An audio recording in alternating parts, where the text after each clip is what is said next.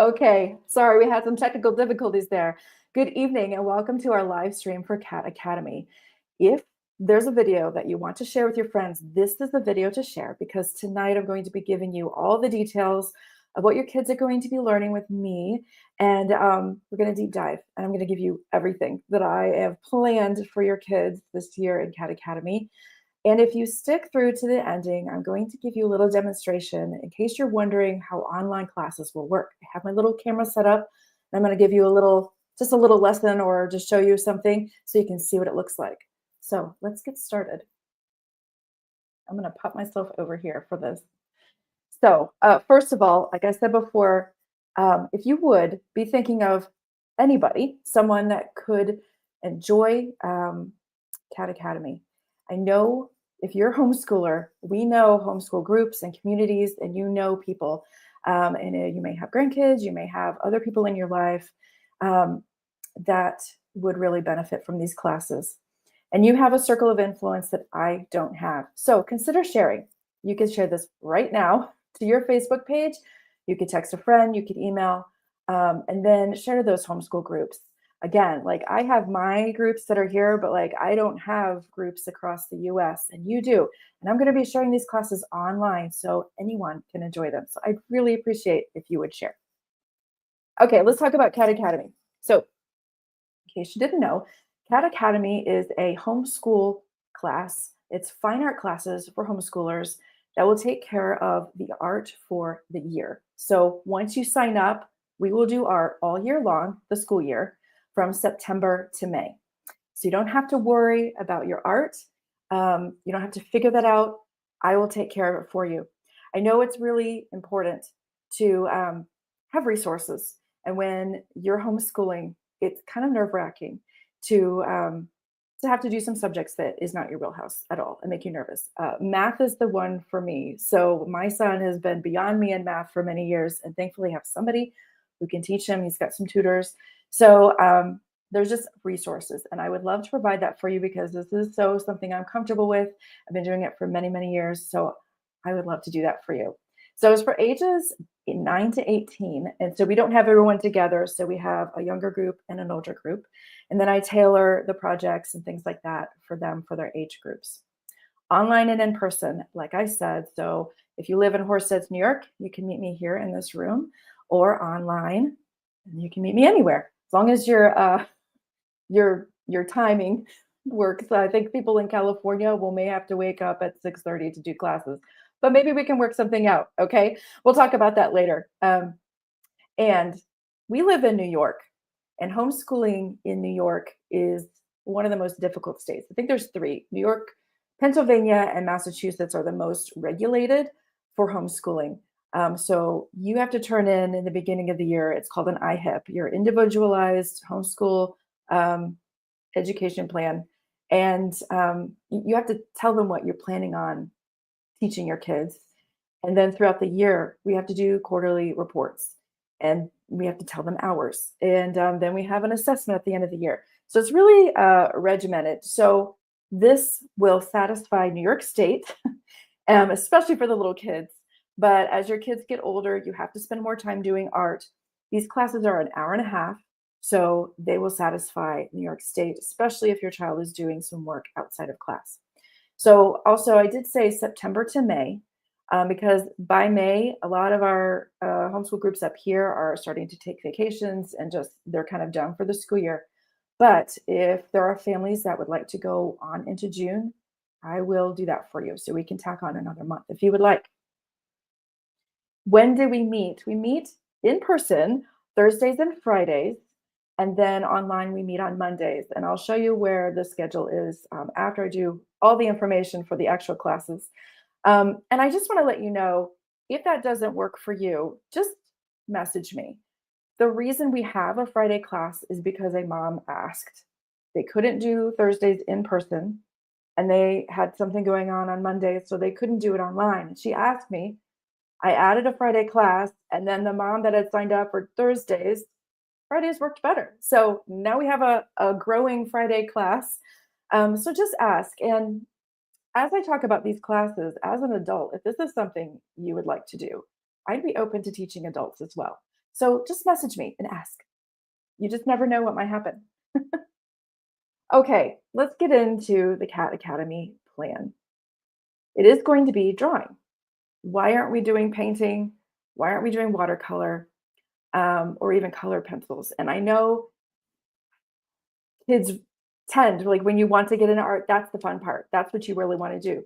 But if you want to learn art correctly, if you want to do representational art, that means art that represents something. You can tell what it is. It's not abstract. If you want to do that kind of art, you really have to start slow and you have to take away all the other distractions. Um, if so, I've got the paintings here. I painted that nest and I drew that nest. If if you were just jumping into art, you don't want to have to deal with color. You don't want to have to deal with um, learning your materials. Learning how to use oil paints is a lot. You get brushes. It's so much.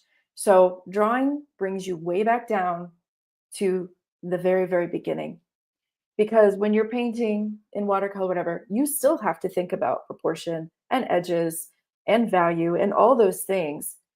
And you have to think about mixing color. Mixing color is really hard. I have on the color is a beast. It's an absolute beast. It will take years to learn mixing color comfortably. And not only that, you just have to learn how to use your materials, like how to use the water and the paint and your brushes. And there's so many variables. So, what we want to do is pare everything back to where we're not even dealing with color. We're dealing with shapes and edges and value. And then we're going to learn our materials. Yes, you still need to learn how to use the pencil for shading. And we'll talk about that a little bit and then all the other materials. So, when I went to college, I didn't even pick up a brush till I was in my sophomore year. So we did a semester of just drawing with pencils, and then the second semester we ventured into other things, which we will do this year, and I will show you. And I'm excited about that. So you need the time to just concentrate on the very very foundations. And I will say it's foundational. You see that there. You will use that say your child wants to do watercolor or even computer art. Learning this, what I'm teaching, is going to help them. It's like laying the foundation for all other representational art. Um, Drawing from life really does that. When I say drawing from life, I mean like my object is literally right in front of me. I'm not drawing from a photograph. It's very different to draw something in front of you as opposed to drawing something that's already flat on a photograph. So, and I'm getting ahead of myself. We're going to talk about that in a little bit. So, drawing, that's just why, because there's you just got to bring it down to the simple the simple parts. And believe me, there's enough there to keep them occupied and challenged. Okay, I talked about sketching from life. Your child will learn how to observe. So, I'm looking around me. I didn't really plan on talk. Okay, pretend this is a book. These are my pencils. Um, if I have a picture of my pencils sitting on a table, the work's kind of already done. If it's already flat and I can draw it like I see it. But if I have these pencils, this book, sitting on my table in 3D, literally right in front of me, my brain already knows that's about 8 inches long and that's about 3.5, 4 inches wide. You know more about the object because your brain can interpret it. Your brain's smart, your brain is fast, and it can get in the way of drawing things properly. So when you have this object, you have to foreshorten it and think through all this. This is for your kids. So I'm sorry, I get into, I'm going to teach you a little drawing lesson. But when you're drawing things from life, you have to do a lot more work to shut out what your brain knows about an object. And so it just really develops those observational skills. Is that really that long? I know it is if I tilted it up, but it's laying on a table. We want it to look like it's laying on a table. So you can't draw it how you know it is. So you really have to observe and challenge yourself like, ooh, is it really that dark? I don't think so. Is it really that hard edged? So observation from life, and we'll start seeing things that they never saw before. Just like when I started with color, mixing color in college, back to color being a beast. I would leave my painting classes in tears many, many times because not only I couldn't mix the color I was trying to mix, I couldn't even see the colors that my teacher was talking about.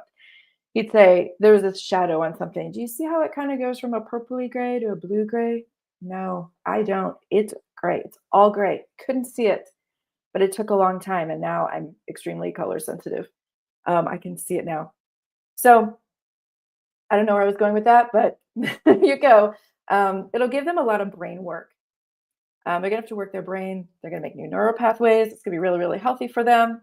And sketching from life is more practice. It's if you're a musician, um, you need to practice your skills. You need to have exercises. When I was learning piano, I had a book that was just exercises. It wasn't anything that I would perform, but it was just working my fingers, working my brain, getting speed, getting agility. So that's what sketching from life will do for your kids. They'll never be done with sketching from life. We will continue to do it throughout the class. I sketch from life still. It's a great way to warm up and just get ready. Throughout the class, like I said, we're going to keep doing it. We're going to add value to that. So when I say value, that is the dark to light. If my shirt is a dark value, my wall is much lighter in value than my shirt. And the white in this picture is lighter in value than the wall. So comparing values, learning to see them and put them in their place properly. I will teach them how to squint. So we kind of like shut our eyes just a little bit. It's the magic squint. And it helps us to see the values more simple. So when you're looking at something and it's got like all this shading, I should have had things here. I don't know why I didn't. I didn't think I'd be really teaching. uh, maybe this isn't right. Let me see. Well, if you squint at this, you can include this value altogether. If you don't squint, there may be some variations that you might notice. So squinting really helps simplify things. Did you know that I'm the best mom ever? Sorry, everybody else. I won already. So your kids will learn how to judge values correctly, again, with the observation. This is just going to be really, really good for the little brains. Along with that, when we add value, as we're getting into smooth tone, we're going to be doing value scales. So these are things that I had to do in college. This is the same one you've got up, but it's a little unfinished because I did this one for another class just to show them how to do this. So the value scale will be something that we use before we start another medium. So the first medium we're going to do is pencil, and we're going to learn smooth tone, which is a more careful, deliberate shading. It's not just shading. We are being really careful to make it as smooth as possible. Now, as I see this, I see a lot of problems with this. You might think it looks okay, but if you squint, I need a pointer here. If you squint at this, like an aim, you'll see some blotchiness here. It's a little light section here. There's a little blotchiness here. So that's where squinting kind of helps, but you take time to kind of perfect that gradient. So here we're going to use the values. You're going to have your darkest dark, your lightest light. You're going to have a 50%. So you're going to have to learn how to judge in between the dark and the light. And then this one's going to be in between these two. This one's going to be in between these two. So obviously not finished, and then, well, with these, you're going to learn how to make a nice solid color. And it's going to take a lot of time. They're going to have to learn some patience. And then this is the gradient.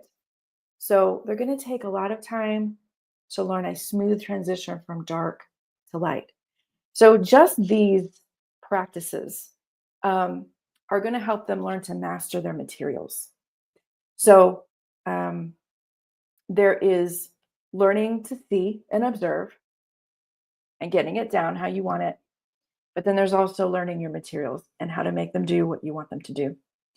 So we're going to do value skills here and there. You can see the other one there that is dots, that's stipple. So that's when we get into pen and ink, which is another one that I'm really looking forward to. So we'll do value skills for those, and these will be projects, and they will have some deadlines. I will adjust deadlines. I'm going to wait and see, what the process is, what their how their speed of work is, and I'm going to start studying some doable deadlines um, for them, so that'll be good for them. Sketching from life. So we're going to add difficulty through the year. I'm going to introduce some tricky topics, and uh, a lot of them. There are a lot of tricky topics. So one being books, making them look like they're on top of each other and on a table instead of just something like this. And then flowers, all the petals. So we're going to go right towards things that are difficult. Um, I teach a class of artists. They're grown up. They're all grown up. They're a retired group of people. A lot of them are self-taught, and they're all artists. So I teach them every week. And if I hear somebody say, "Oh, I'm so bad at such and such," or "I could never," or "I've always had trouble with this," well, guess what we're going to do the next week? We're going to go right into it. One of my ladies had some comment from a teacher about the way she does rocks. And it has stuck with her, and she's felt intimidated by rocks all this time. Well, when I found that out, one of the next lessons, I brought a box full of rocks and we sketched rocks. So, and it's getting better. I think it's not as bad, but you've got to just go right into it. And this, when you tackle these difficult things, this eliminates the intimidation. Okay, so we're going to do that. I'm going to bring these really tough things to them. I may make them sketch a nest, which is really a lot of intimidation. And then they'll gain confidence because then it will take away the thing that they don't think they can do. Now that that thing's not there, like, I think I can do that. The confidence is just going to grow. So then we're going to go into smooth tone, as I said. Before we get into these projects, we're going to do some of those value skills. So these were projects to master their materials, to kind of output things that they've learned. They're sketching, they're practicing, they're doing like the scales. And then this is going to be a final, like a polished project they're going to spend some time on. It's going to teach them patience because the shading is not fast. So you got to go slow. And it will teach them attention to detail. I'm going to give them some parameters. I want a 2-inch border, and they're going to have to draw a nice 2-inch border around their project. And I will hope and expect that it will be a nice drawn line. We're going to learn how to use rulers and all of that, and just make it good. Make it good. Work really hard on things. So these are some of the projects that I did in college. We will probably work from photographs for a lot of these. I might try to set up a still life. The violin was a still life. And so you would go and, oh, it was tough in college. Um, we would have several classes. Several people would be sitting in my seat throughout the day. So you would have to try to get that seat in the evening so that you could have that perspective. So I don't know if I'll do that to them, but um, so next. Okay, so here's just another look at the smooth tone. This is a close-up picture of that bird. Okay, after we do a few projects in smooth tone, we're going to go to charcoal. So this was made just by getting a black board and using a white pencil on the blackboard. Very simple, not so easy to do. And you have to because it's opposite. You're not putting the dark down, you're putting the light down. So this is a really fun project. So we'll do some practices. We'll do a value scale for this, light to dark, and learn the pencil because it's going to behave differently than the regular pencils. So they'll spend time with that. They'll learn edges. So look at the edges here. I'm getting ready to point. Like you can't see me pointing. So the sweater has a mixture of hard edges and soft edges where the from the light to the dark go slower. So they're going to learn edges, which is really important. It gives an indication of the texture of something. So this is another charcoal project, but it's a little bit different. So the gray is the board. So you're not putting anything down that's the gray. They have a black charcoal pencil and a white charcoal pencil. And so you're coming from the darkest dark and the lightest light, and then you kind of like fade into each other. And then you let that middle tone be just the board coming through. So it's a lot of brain work to figure out how to make that happen.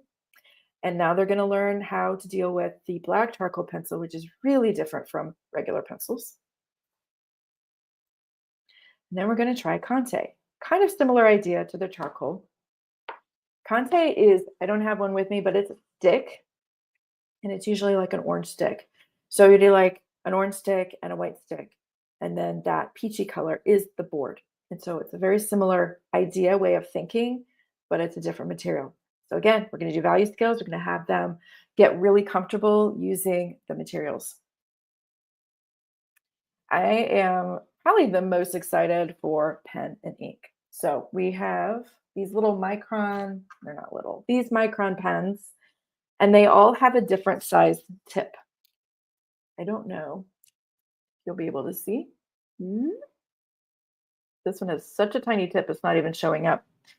So you can make thick and thin lines or dots, whichever you do. Both of these that I'm showing you here are stipple.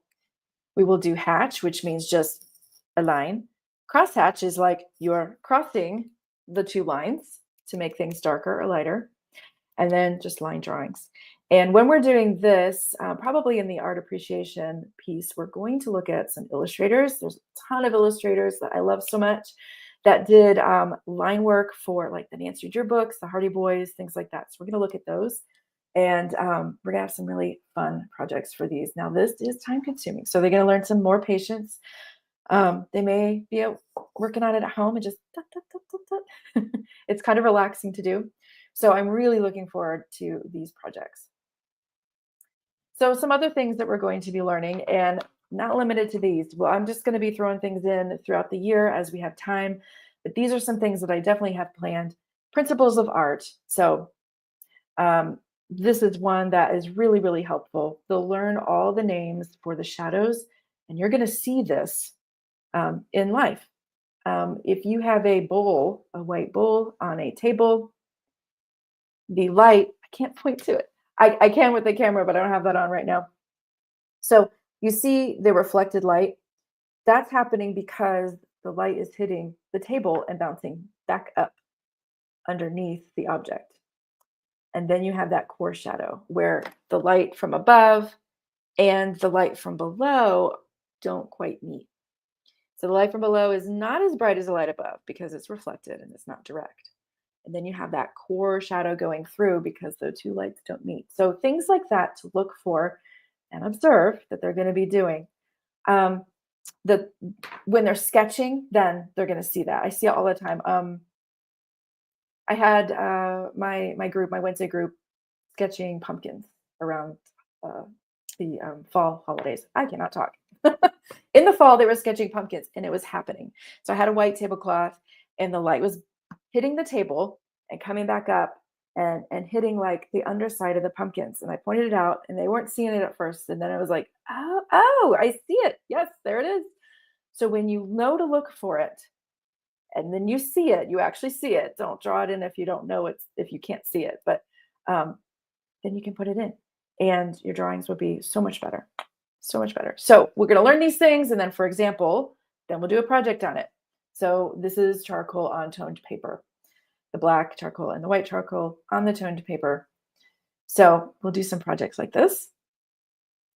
And perspective. So tonight, if you stick around, I'm going to show you some perspective and just show you how the camera is going to work and how the online classes, you'll be able to see everything I'm doing. Perspective is so fun because once you learn the principles of it, you can create all kinds of cool scenes. You can make buildings, cityscapes, interiors like this one here, and they all follow the rules. And so everything looks correct and in perspective. And if you do it a certain way, it can be really, really dramatic. So we're definitely going to do some projects in perspective. And some additional things that I know that we're going to be doing. gesture sketching, which is quick sketches, but of people. Like say you're at a park or a restaurant, you can just kind of sketch somebody real quick. It doesn't have to be um, a a masterpiece by any means, but you're just copying shapes down. It happens to be a person. So we're going to do that. Sometimes you do that with Conte. That's kind of fun.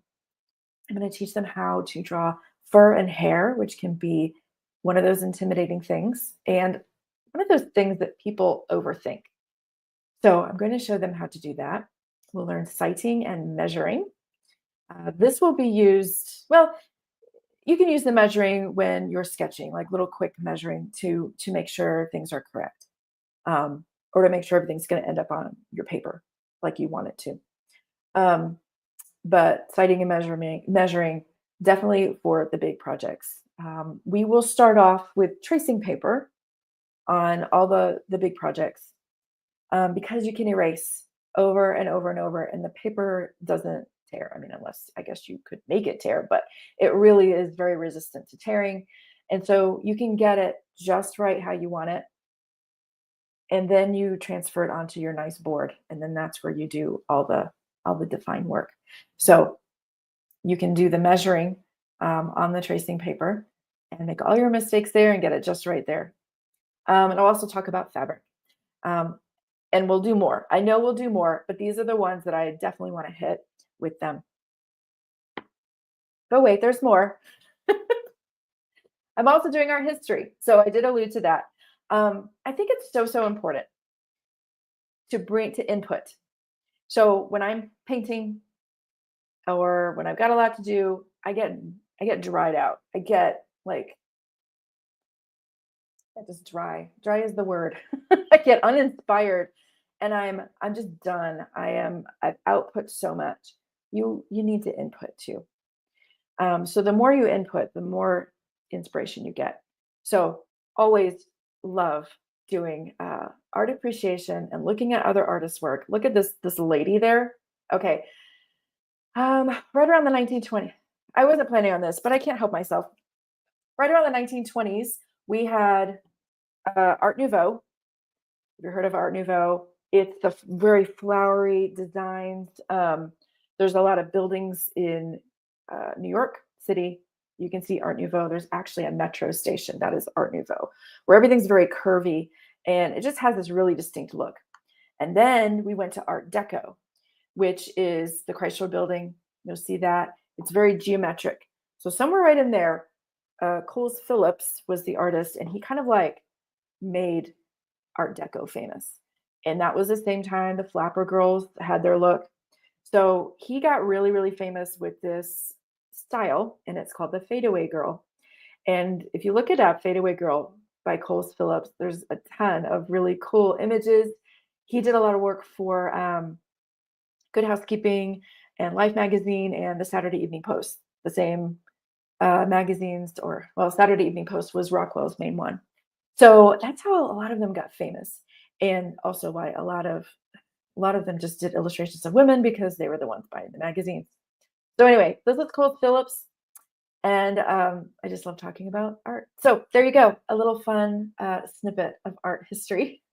So I think it's really, really important to have that in class, and they get inspired. And it's fun to look at other artists. And sometimes artists have brought in movements, like Monet and Impressionism. They were not well accepted at all. They were like the real artists did not like what they were doing, because it was a big deviation from the very tight, perfect paintings that were being done at the time.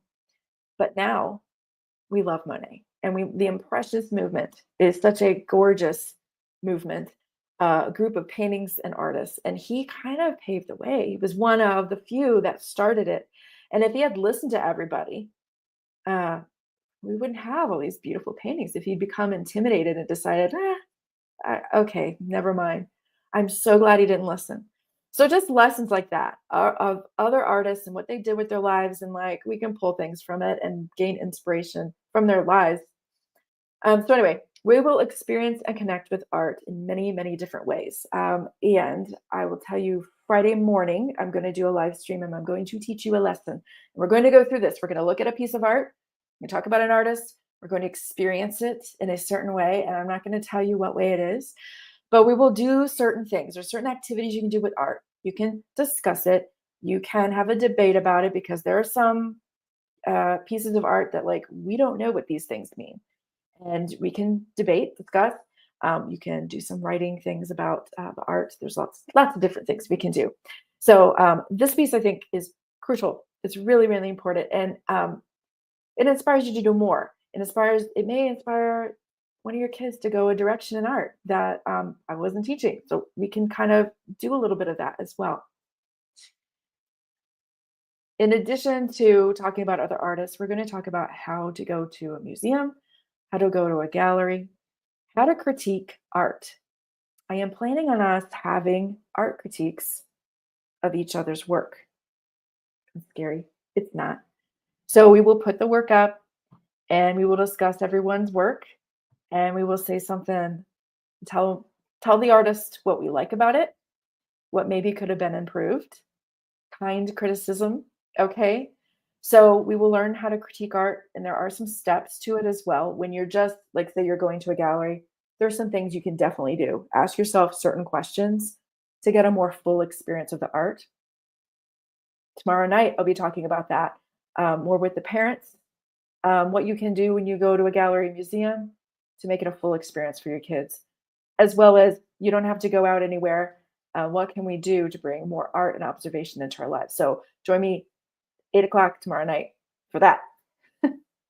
So I think these are really important skills for kids to have, to just engage, to take that intimidation out. Sometimes if you haven't been around art, you go in a gallery, it's intimidating. It's like refined and beautiful. You don't know what to do about art. Some art is confusing. You don't know what to think about it or to say about it. So this will give them that. They will give them those tools to be able to do that. So what is our class routine going to look like? So of course it'll be different. It's not going to be the same every day. So we'll begin with maybe one or two, maybe all three, depending on what we're doing that day, of the first 3 items. I will probably do our history or look at a piece of art. And before we get into working on projects, we'll probably do some sketching. So to kind of loosen ourselves up, get the scales going, get the exercise going, get our brains in gear. We're observing. We're making good, deliberate judgments about what we're seeing and we're getting them down. Okay, we're not being intimidated. And then depending on what we're doing for the day, if we're starting a project, there's going to be quite a bit of me teaching to them and showing them, demonstrating how to do things, how to do this, how to flap your work. So just practical things. We flap our work. So that here, let me see if I can do this. Yeah, here we go. So that it's protected. I'm going to have to teach them how to do that. So we do that. Anyway, there we go. So I'll be teaching them what they need to be taught, demonstrating, and then we will have class time for working. And I think this is important for them to have that time. I'll have soft music on to concentrate. And at that time, I will go around individually, and your child will have individual time with me. I will sit with them, look at what they're working on, and I will answer any questions they have, and I will let them know what can be improved in a nice way. So it will be, I have a look at that angle. I think that angle, I think you have it too horizontal. I think it's angled a little bit more like that. Oh, yeah. Okay. Because they're not going to see it. There's so many things, because this is new, they won't be able to see it. And I'm fresh eyes coming around, having done this for a long time, and I'll be able to point some things out and help them improve. So kind criticism, I don't like the word criticism, maybe correction, I don't know. Pointing things out, observing things, and they will have one-on-one time with me, and I will be able to show them things individually. Now, we'll still be able to do that online. So we're going to use Zoom. And we'll talk about this a little bit later. Maybe I will. I might as well talk about it now. Huh? I forget. So we're going to be doing this over Zoom. what I'm doing right now is not over Zoom. It's a live stream program. So I will be able to talk with them. Everybody else will be working, and I'll be able to talk with them. And what we can work out is, I think we're going to use like Google Classroom so that they can send me a photograph of their work, and I will already have hopefully a photograph of their source, which is the thing that they're looking off of to draw from. And then I can online be able to make some corrections and observations. So still be able to do that. And I think it'll work. It'll work beautifully. So let's see. So yeah, we'll have the beginning, depending on what we're doing. Definitely have some art history most days if I possibly can. If I don't have time, I might just send them out the door with a sheet. We'll see how that goes. So practicing sketching, and then we'll have a decent amount of class time to work on things while I help them each. While I help each of them. There we go. So to sum up, your child will learn these foundational artistic skills that are needed for representational work in all mediums. It doesn't matter where they want to go with it. This is where you will be best to start. Patience and follow through. Some of these will be slow going. They will be shading a little area, and then we'll be shading a little area, and then we'll keep going, and then they will squint and go, oh, that needs to be darker. Okay, let me go. Oh, that needs to be lighter. Okay, so we have this cool eraser that will pull out little bits of graphite. You can mold it how you want it. It's really cool. So they will learn patience, the importance of following directions. I will tell them, so this project has a 2-inch border. They will need to make sure they have a 2-inch border. It will be flat. I want your name on the back or whatever, just following directions. Always a good thing to learn. And then meeting deadlines on creative work is hard. It's hard to decide when it's done.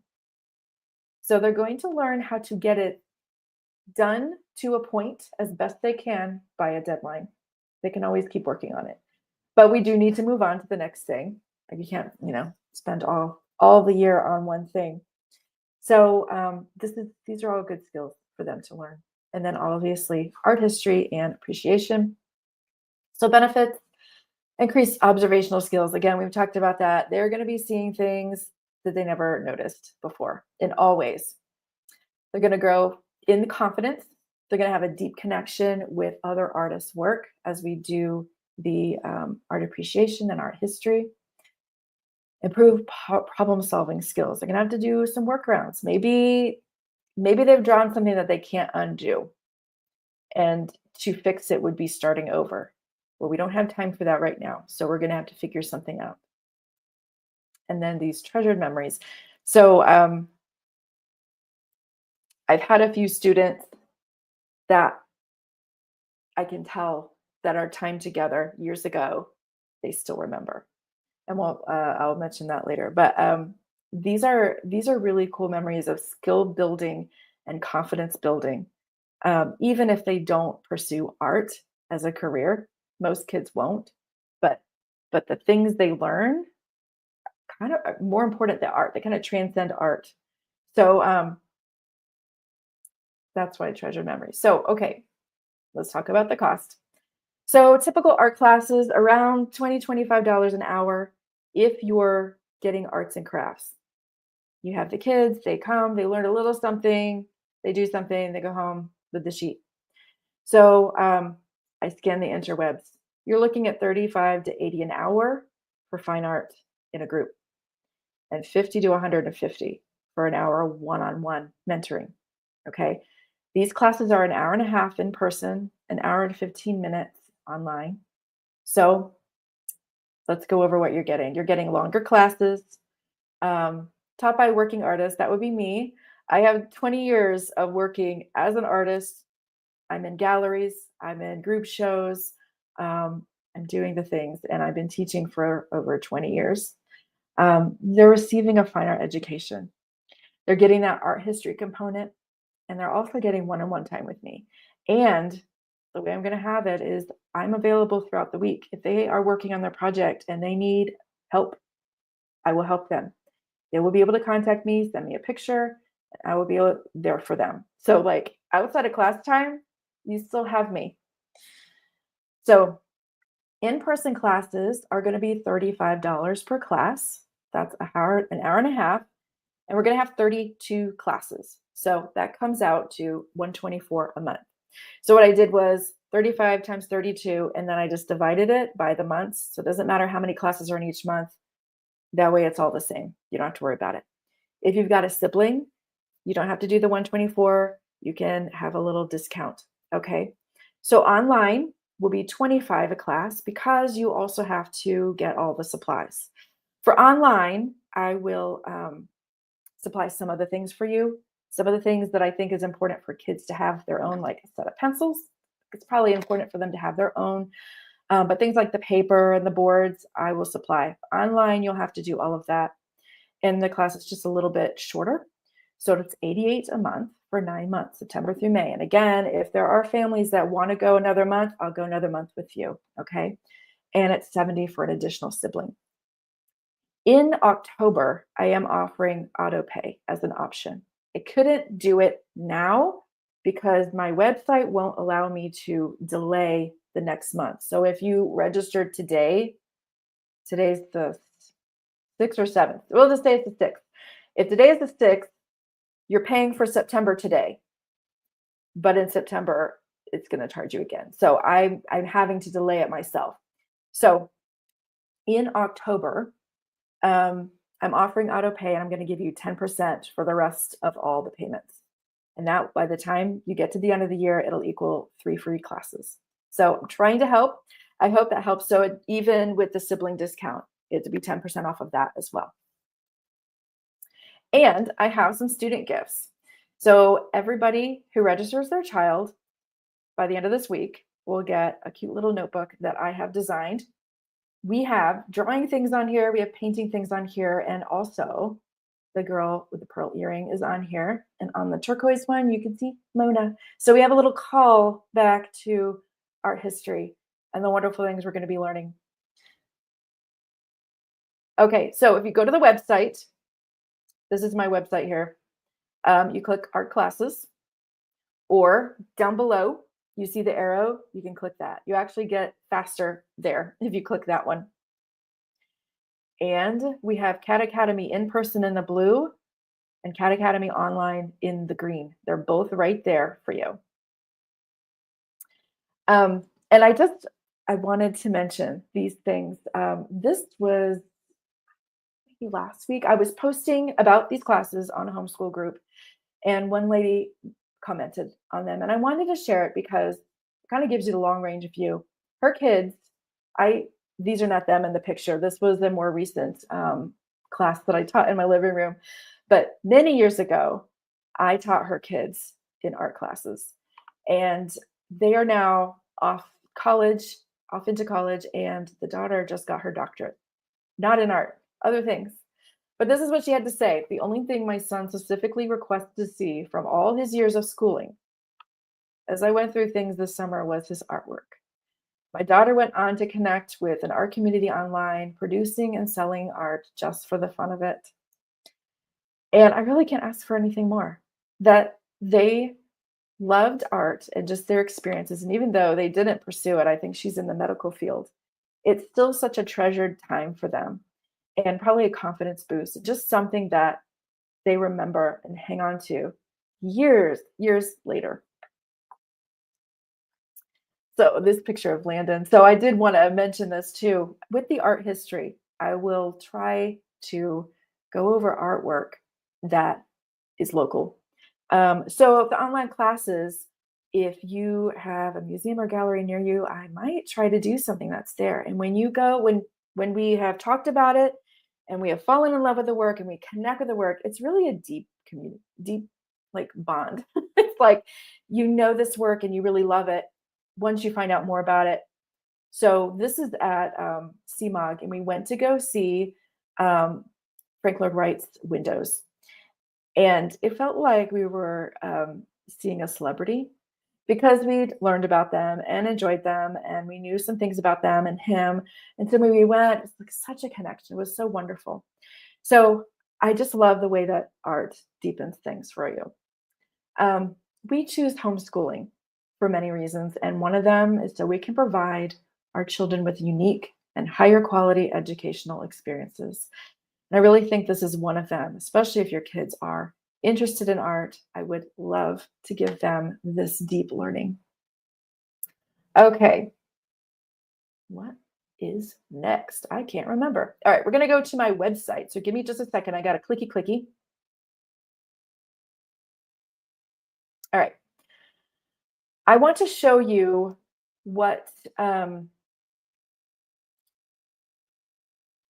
got to go over there, don't I? I'm like, what's happening? Give me just a second. All right.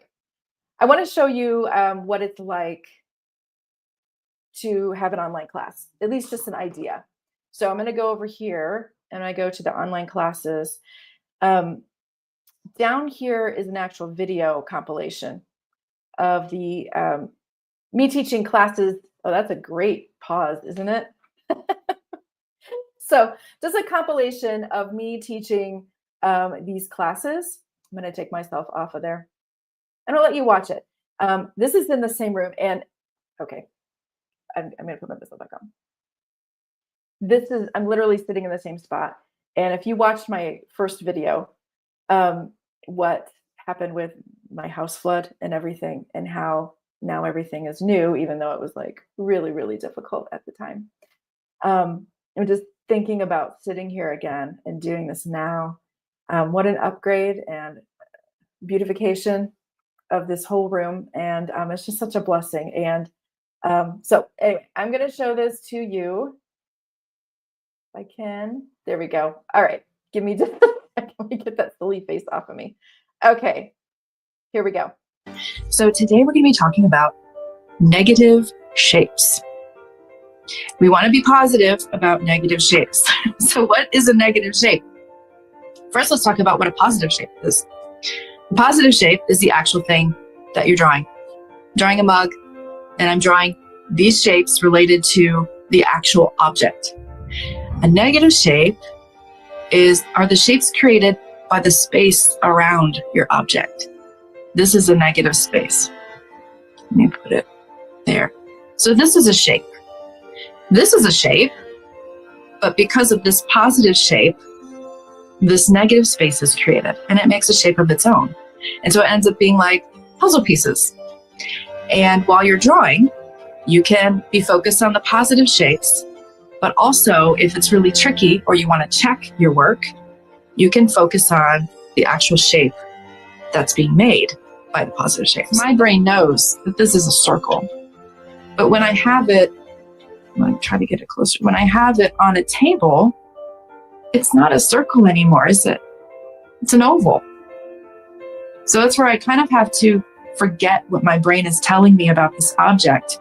And I just have to look at the shapes that it's being made. But can you see the opening is a circle? I know it is. It really is. But if I'm going to draw this sitting on the table and I draw the top of this as a circle, it's going to look off. If I draw this bottle like really big and high, and then I draw this one as it is, they're not in proportion. It's like they're not to scale. They don't relate to each other the way they do in real life. So we're going to talk about how to do two objects in proportion to each other, like they relate to each other actually as they are. So if you hang your fabric from one point, you will see pipe folds start forming. You can see the pipes like right here and here. When you go to bed tonight, you're going to see all the folds on your sheets and your pillows. Wait, you're both doing it. I know. This is the chaos that Landon has said we're going to do. We're both going to draw a drawing, I think different things, and you're going to have to guess what we're both drawing. When you're stacking books, you start to get these triangular shapes. And this one's a little different. This is a different shape here. This is a triangular shape. It's a little bit connected to this one, and then you'll have one back there and one back there. So using those shapes, just looking at those as triangles will help you as well. You can find angles within the curves and simplify, at least just the general direction. I'll see you on the interwebs. Bye, everybody. Okay, so that gives you, yeah, hold on. It's playing again. All right, bye. Okay, so that gives you an idea. You would think that online classes won't be as good as in person. I think there's pros and cons to both. Um, when you're online, you could see where I was pointing. I knew that everyone could see exactly the same place that I was pointing because everyone had the same exact perspective. When you're in a room, it is difficult. When I'm pointing at, see that right there? Everyone's sitting in a different spot. Everyone's got a different point of view. It's a little difficult. So, pros and cons. So, you can see how the online teaching can work really well. So, I'm going to show you. I got a new little camera instead of using my phone to show the table. And I'm going to do a little perspective with you because perspective is cool. And I want to do something so that you can see what it'll be like. Okay, so I got to click a couple things. Give me a second. All right. I'm going to make myself, oh, we're going to do that. We're going to do that. Okay, there we go. I'm going to make myself smaller. Okay, so this is my little document camera. And we're going to start with perspective. So, I'm trying to think, how would I summarize perspective? Drawing things as they should be. Um, yeah, my brain's blank. So, first we're going to start with a horizontal line. These are just guides. This is like your eye level. This is my seeing level, which is the horizontal line. So anything above this is like floating above me. Anything below this, I'm over and I can see like the top of it. So the next thing I'm going to do is just decide on 2 points. These are called your vanishing points. Okay. I'm going to draw a box. I'm going to draw a box that goes over the horizon line with my micron so that you can see the actual box a little bit better. So we're going to start. I'm not going to do it dead center. So I'm going to draw the front corner of the box. With 2-point perspective, we have 2 points. So this is 2-point perspective. It's your lines are either vertical, up and down, or they go to one of these points. So after you draw your line, now I'm going to draw some guides. I'm going to draw the sides of the boxes going all the way to the points. I'm going to draw these a little light. You can still see them. Okay. And then I go to the other one.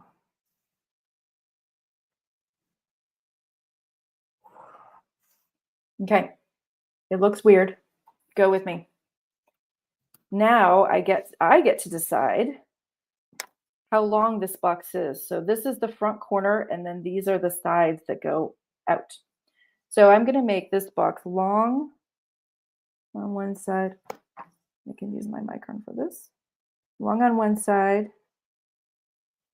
and I'm going to do short on the other side. Okay.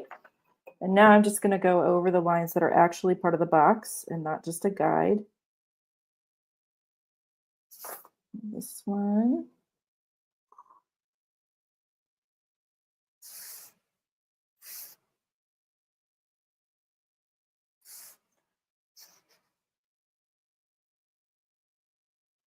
Okay, so I have a box in perspective. Now I'm going to draw one that is floating. And this is where it gets a little dramatic. So because it's going to be above me, now I'm going to be able to see underneath the box. So it'll be a little more interesting. So again, I'm going to start with the front corner, and I can make it as tall as I want. My pen is drying out. Maybe I started with the wrong one. Okay. Now I'm going to do the same thing. I'm going to draw the sides.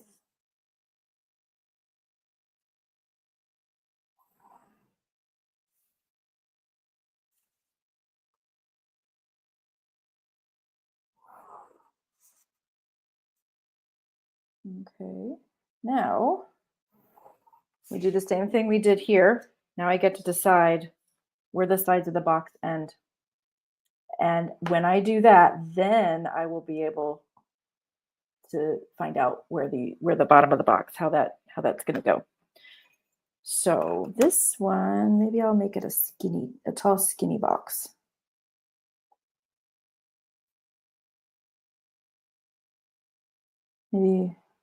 Maybe one side will be skinny. So straight up and down. Okay. Now that I've decided where the box ends. Now I will be able to get the bottom and find out where that back corner is. So we're going to go from this side and cross over to that point. And then we'll go from this side to this side. They're going to cross each other.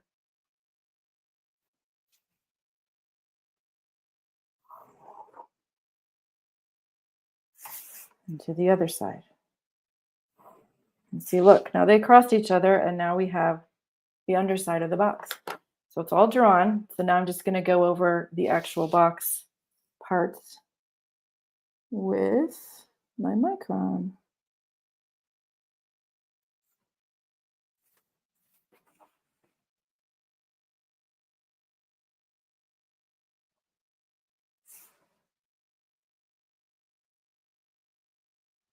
And then you have a little floaty box.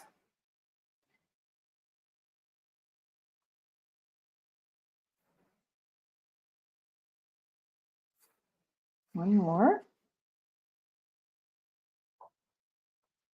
There. And if you do a bunch of them, it's kind of cool. These don't have to be boxes, though. What if they're buildings? So I'm going to erase the lines that are inside this box. I don't really need it there. And I'm going to turn this into a building. So we can make a door.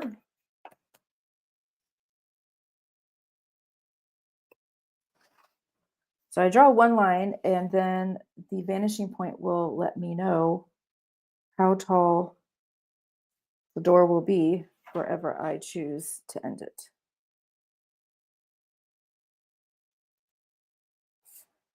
So now the door is in perspective.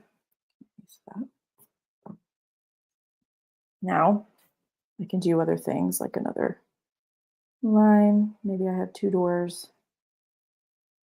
It's a double door building.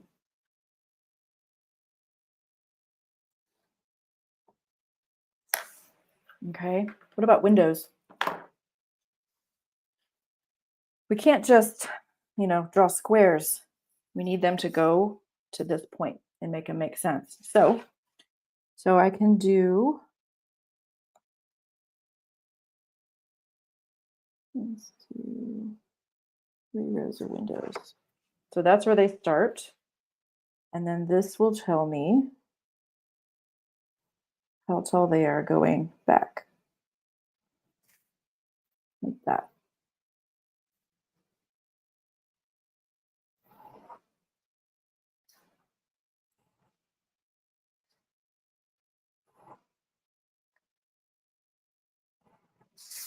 Okay, and then I get to decide. Now there is a formula for knowing how far apart things should be as they go into a distance. Like as things go away from you, like train tracks or fence posts, they do get smaller. I'm sorry, they do get closer to each other. And there's a way to do that. I'm not going to do that right now. It's a bit of a, but I'll teach it to your kids and they'll probably just run with it. So perspective is really fun because then you can, once you get the principles down, you can just make whatever you want. And they don't have to be squares and boxes all the time. You can use perspective to help you draw whatever you want. So I'm just going to do a few of these so you can see.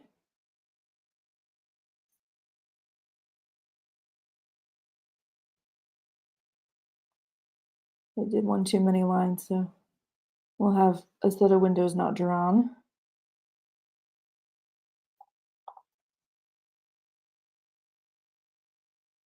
You can make a cityscape, and you saw that picture I had. You can also do interiors in 1-point or 2-point perspective. You can do a ton of things with it. There's a little small book that we will get, and it just goes in real depth, all the things you can do with perspective. And you can make really dramatic images. So there are your little windows in perspective. And if I did the same thing over here, I could do that. You could do, say I have, let's see, say I have a sidewalk. It comes out. I'm just going to go ahead and use my pen.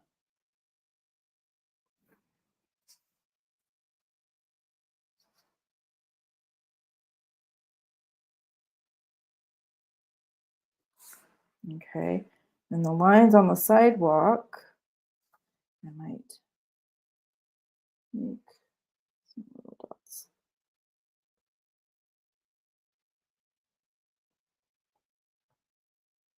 You could even figure out how to do cars and trucks. You just kind of like simplify things into basic shapes and then use the perspective rules. See how you can make the lines in the sidewalk and they just kind of will go back and fade into nothingness. What if I want some lamps? Well, I could do, let me do another building here so you can see them. Do a tall building.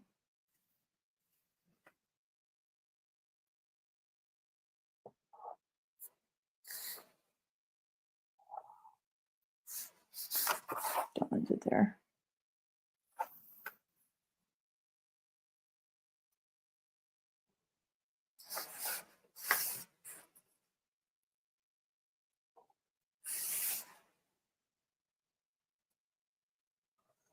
Oops, I made it too long. So you can see how you can start creating a scene with these very simple little bit of rules here. So yeah, you can make cars and trucks and do lampposts and just start adding all kinds of things that you can think of. I could do a peaked roof on here. This is a cool thing. So you find the center of your square. So there's the center of it. And you go straight up. I might just stop here because my other building's there. And that's your peak. And you go from there to there. You can make like a barn if you want. So that's how you do a little peaked roof. Like that. There. And then you do something for the back. I kind of messed it up because I put that other building there first, but you do the same thing. You will figure out the back side of that building. Even though you can't see it, you need to know where it is. Because you need to know where this point is. At the bottom. I'm going a little bit ahead as far as I'm just doing this and I'm not necessarily teaching it so that you can do it too. So I just wanted you to see how cool perspective is, and I think your kids are going to really enjoy it. So there's the center, and we're going to go from this point all the way back, and there's where the peak is. So then I go from the peak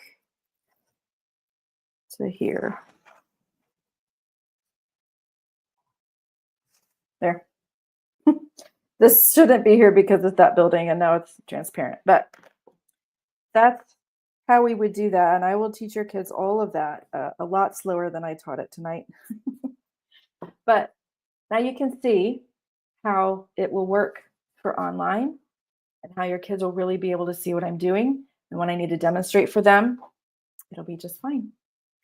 All right, so let's wrap up. Yesterday, if you hadn't caught it, yesterday my live stream was just you getting to know me. For those of you who don't know me, you will know me after this. Let's see. I showed you some of the things we enjoy. We like Duncan. We have a dog. Some of my early paintings. We play Minecraft. So things like that. And tomorrow night, same time as this, 8 a.m., 8 p.m., excuse me. Tomorrow night, 8 p.m., I will be talking with your parents about all kinds of things you can do to enjoy art with your kids. If you are taking them to a museum or a gallery, I will talk about things that you can do to make it a more full experience.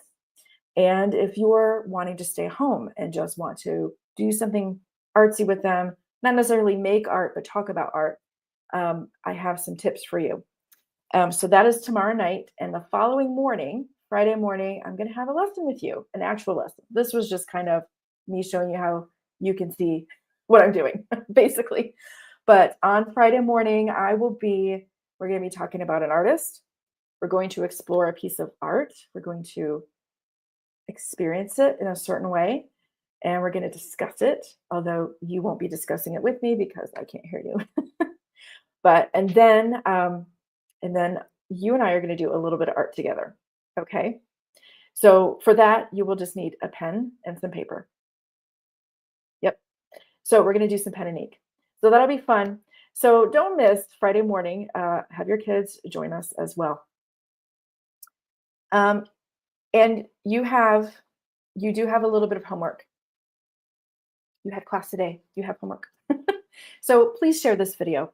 If you can think of anybody, any homeschooling families who might be interested, please share with them. Share the website link if you would like. Share the video if you felt like this would be helpful in helping them understand what I'm offering. And you have to come back tomorrow. So tomorrow night and Friday morning are going to be a lot of fun. So thank you so much for joining. And I really appreciate you being involved and interested. And we will see you tomorrow. Have a wonderful